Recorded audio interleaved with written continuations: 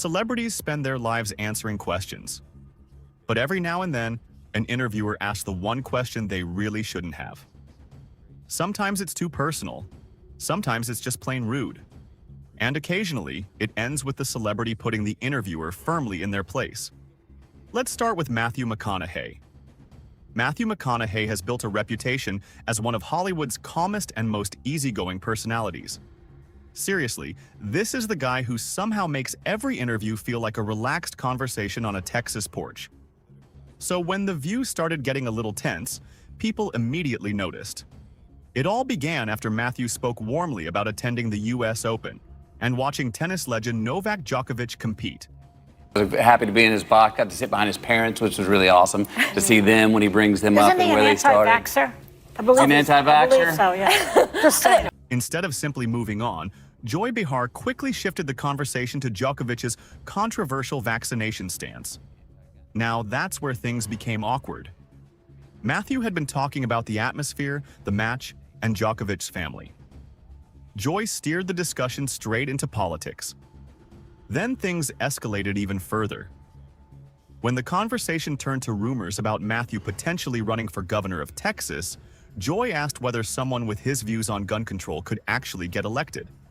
At this point, you could almost see Matthew thinking, "Are we still promoting my project, or am I suddenly running for office?" What's interesting is that he never took the bait. Do you think you could get elected in Texas being anti-gun? Do I think I could get elected in Texas being anti-gun? One thing about if me in politics is to give you a direct statement right there is be playing a game that I'm not interested in playing. Okay, to give you a direct statement right there.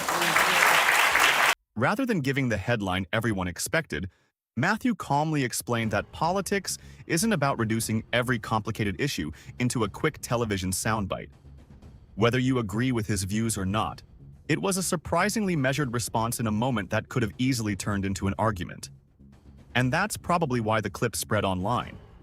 People expected a celebrity meltdown. Instead, they got someone refusing to play the game. Looking back, the awkwardness wasn't really about Matthew's answers. It was about how quickly a lighthearted celebrity interview transformed into a political debate. Sometimes the fastest way to go viral is simply refusing to argue. Of course, refusing to argue is one thing, but our next celebrity didn't just draw a line.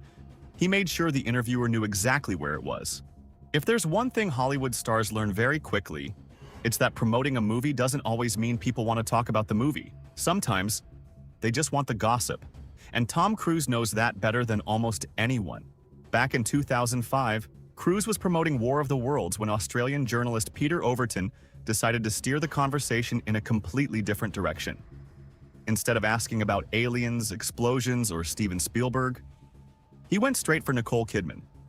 Now, to be fair, celebrity divorces have always attracted attention. Tom and Nicole had been one of Hollywood's biggest power couples for over a decade, so people were naturally curious. But there's a difference between asking one respectful question and refusing to move on. Peter asked whether Nicole had been the love of Tom's life. Tom answered politely.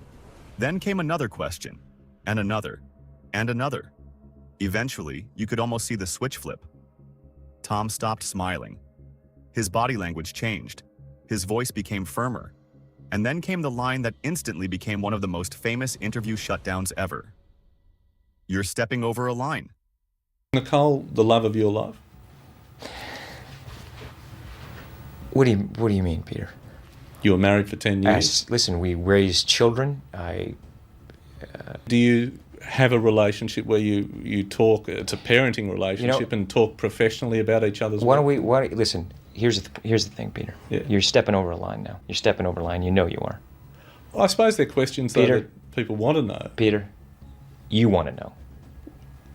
Take responsibility for what you want to know. Don't say what other people. This is a conversation that I'm having with you right now. You're right. Okay, so I'm just telling you right now, okay? Just put your manners back in. What's fascinating about this clip is how differently people view it today. Back then, some viewers criticized Tom for becoming defensive. But if you read the comments now, the conversation has completely shifted. Many people actually praise him for protecting his family's privacy. After all, He wasn't refusing to answer because he was angry. He was refusing because the interview had stopped being about the film and started feeling like a tabloid interrogation. Even communication experts have pointed out something interesting about this moment. Tom never raised his voice. He never insulted the interviewer. He simply established a boundary and refused to let the conversation cross it. Honestly, that's probably a lesson a lot of celebrities wish they'd followed sooner. Because once a personal interview goes off the rails, it's almost impossible to get it back.